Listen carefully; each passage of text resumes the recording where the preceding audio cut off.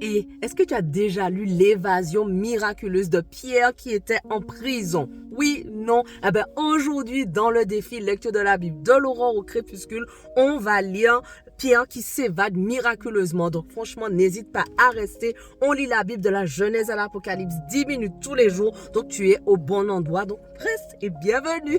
Merci Seigneur, vraiment parce que tu es tout puissant. Merci parce que tu es là avec nous. Et merci encore parce que tu nous parles à chacun à travers ta parole. Je prie encore Seigneur pour tous ceux qui sont avec moi dans ce défi. Aide-nous à comprendre, mettre en pratique, mais surtout garder la motivation pour arriver jusqu'au bout. Et merci encore parce que tu es souverain au nom de Jésus.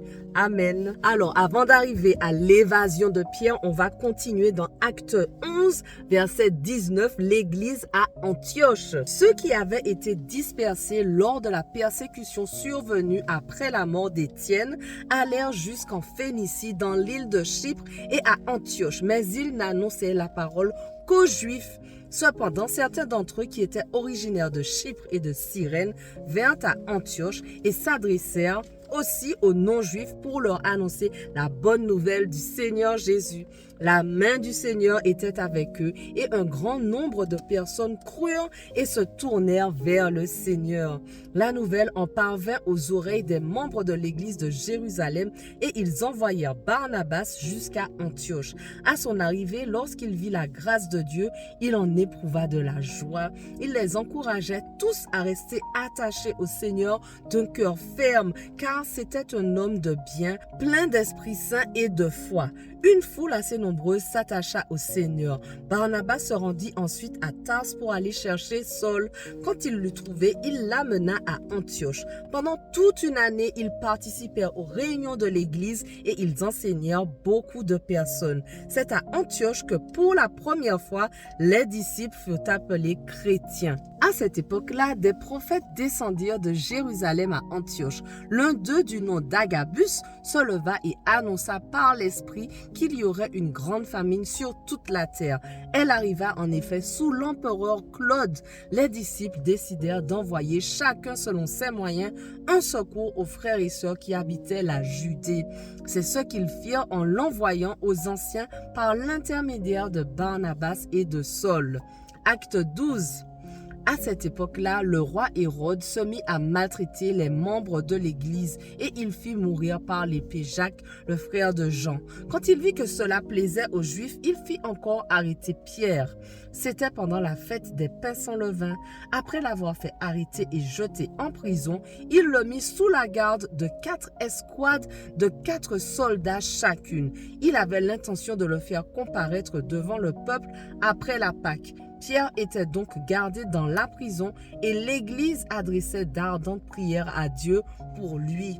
La nuit qui précédait le jour où Hérode allait le faire comparaître, Pierre, attaché avec 2 chaînes, dormait entre 2 soldats. Des sentinelles postées devant la porte gardaient la prison. Soudain, un ange du Seigneur survint et une lumière resplendit dans la cellule. L'ange réveilla Pierre en le frappant au côté et lui dit « Lève-toi vite !» Les chaînes tombèrent de ses mains. Puis l'ange lui dit « Mets ta ceinture et tes sandales. » C'est ce qu'il fit. L'ange lui dit encore « Mets ton manteau et suis-moi. » Pierre sortit et le suivit, sans savoir que ce que l'ange faisait était réel. Il croyait avoir une vision. Ils passèrent la première garde, puis la seconde, et ils arrivèrent à la porte de fer qui mène à la ville. La porte s'ouvrit d'elle-même devant eux. Ils sortirent et s'avancèrent dans une rue. Aussitôt, l'ange quitta Pierre. Revenu à lui-même, Pierre dit « Maintenant, je sais vraiment que le Seigneur a envoyé son ange et qu'il m'a délivré du pouvoir d'Hérode et de tout ce que le peuple juif attendait. » Après avoir réfléchi, il se dirigea vers la maison de Marie, la mère de Jean, surnommée Marc, où beaucoup de personnes étaient réunies et priaient. Il frappa à la porte d'entrée et une servante appelée Rhode s'approcha pour écouter. Elle reconnut la voix de Pierre et dans sa joie, au lieu d'ouvrir, elle courut annoncer que Pierre se tenait devant la porte. Ils lui dirent « Tu es folle !» Mais elle soutenait que c'était bien vrai. Ils dirent alors « C'est son ange !» Cependant, Pierre continuait à frapper. Ils ouvrirent et furent stupéfaits de le voir. De la main, il leur fit signe de se taire et il leur raconta comment le Seigneur l'avait tiré de prison. Il ajouta, annoncez-le à Jacques et aux frères et sœurs, puis il sortit et s'en alla dans un autre endroit. Quand il fit jour, il y eut une grande agitation parmi les soldats. Qu'était donc devenu Pierre? Hérode le fit rechercher, mais on ne le trouva pas. Il interrogea les gardes et donna l'ordre de les faire exécuter. Ensuite, il quitta la Judée et descendit à Césarée pour y séjourner. Waouh! Hérode était en conflit avec les Tyriens et les Sidoniens, mais ils vinrent le trouver d'un commun accord et après avoir gagné Blastus, le responsable de sa chambre, ils demandèrent la paix parce que leur région dépendait de celle du roi pour son ravitaillement. Le jour fixé, Hérode, habillé de sa tenue royale, était assis sur son trône et il leur adressait publiquement un discours. Le peuple s'écria, « C'est la voix d'un Dieu et non d'un être humain ». Un ange du Seigneur le frappa immédiatement parce qu'il n'avait pas donné gloire à Dieu. Il mourut rongé par des vers. Quant à la parole de Dieu, elle se propageait de plus en plus. Une fois leur mission à Jérusalem accomplie, Barnabas et Saul repartirent, emmenant avec eux Jean surnommé Marc. Acte 13.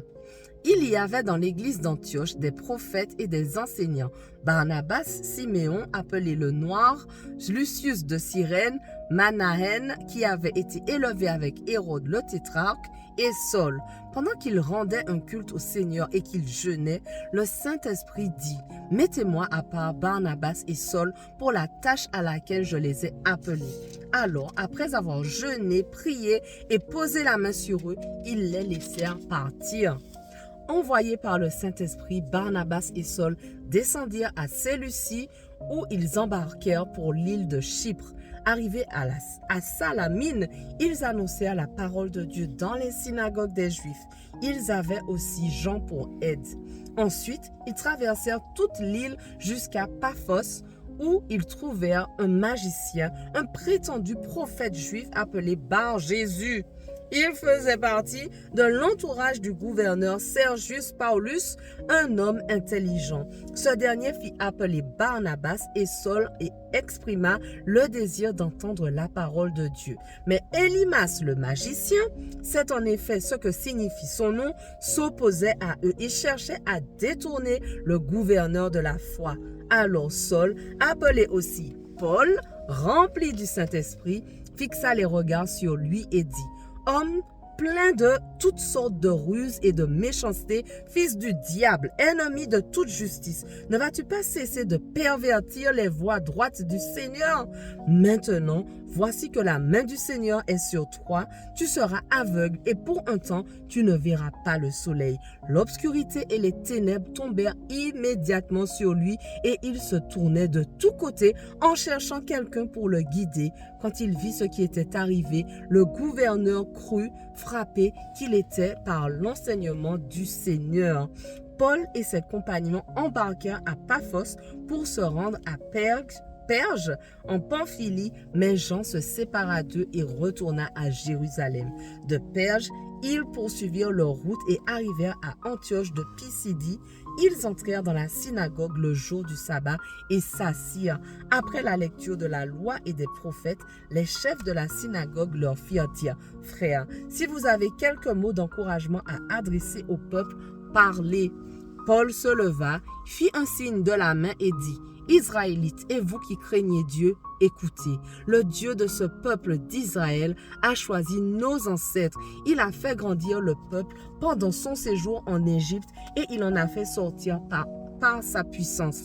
Il les a supportés près de 40 ans dans le désert et après avoir détruit 7 nations dans le pays de Canaan, il leur a accordé leur territoire comme propriété. Après cela, durant 450 ans environ, il leur a donné des juges jusqu'au prophète Samuel. Ils ont alors demandé un roi et Dieu leur a donné pendant 40 ans Saül, fils de Kis de la tribu de Benjamin. Puis il l'a rejeté et leur a donné pour roi David, auquel il a rendu ce témoignage. J'ai trouvé David, fils d'Isaïe, un homme selon mon cœur, qui accomplira toutes mes volontés. Voilà, notre passage du jour touche déjà à sa fin, mais on continue dès demain. On ne lâche rien.